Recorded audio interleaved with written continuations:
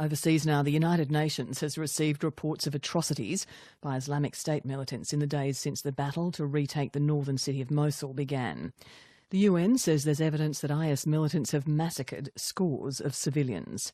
But there are allegations too of human rights abuses committed by Kurds in the northeastern city of Kirkuk. As the battle for Mosul gathers momentum, the US has revealed the biggest Syrian campaign of all to retake Raqqa may not be far away. As Anne Barker reports. An Islamic State car bomb is spotted and filmed travelling at speed towards Kurdish Peshmerga fighters north of Mosul. At the last minute, it's hit by a missile and explodes.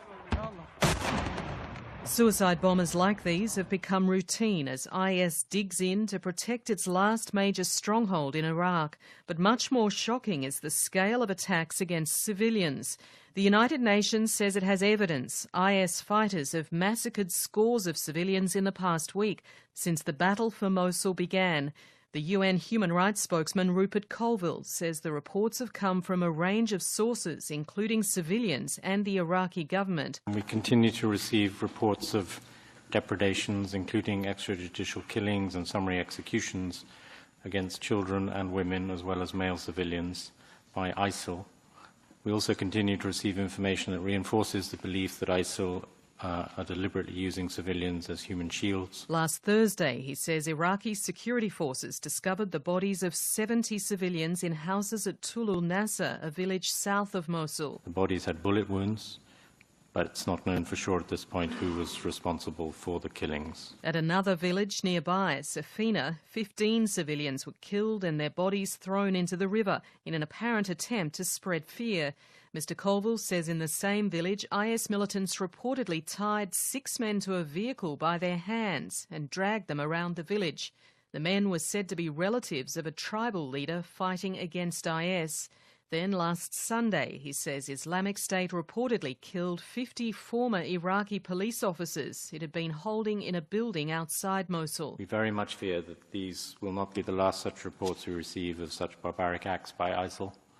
And we repeat our call on government forces and their allies to ensure their fighters do not take revenge on any of the civilians who escape from areas under ISIL control. Allegations of human rights abuses go both ways, though. The UN says in the Kurdish city of Kirkuk, further east, it's worried about the fate of 250 Sunni Arabs expelled after an attack by Islamic State.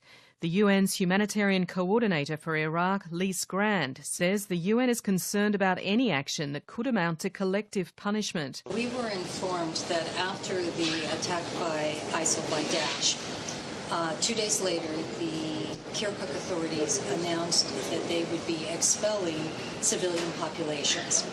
And just a few hours after the announcement was made, we understand that around 250 civilian families felt they had no choice but to leave. You know, people who are displaced have the right to decide when they return and where they're going to live. They can't be expelled. It's understood Kirkuk authorities suspect the Islamic State fighters who carried out the attack were helped by Sunni sleeper cells.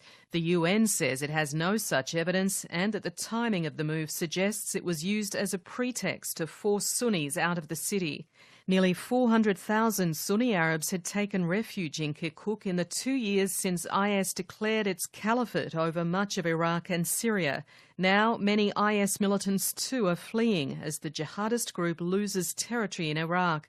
At a meeting of coalition nations in Paris, French President François Hollande predicted many jihadists would head to Syria. A certain number of terrorists will go to Raqqa. It would actually be, if Mosul falls, Daesh's last stronghold. As the battle for Mosul continues to build, the push to recapture Raqqa is already in the planning. US Defense Secretary Ash Carter has signalled the military operation to take back Islamic State's de facto capital may not be far away and may in fact overlap with the campaign in Mosul. We've already begun laying the groundwork with our partners to commence the isolation of Raqqa. As we meet here, we're helping to generate the local forces that will do so. This is one of our campaign plan's core objectives, destroying ISIL's parent tumor in Iraq and Syria, and we're on track to do just that. That's the US Defense Secretary Ashton Carter, ending that report from Anne Barker.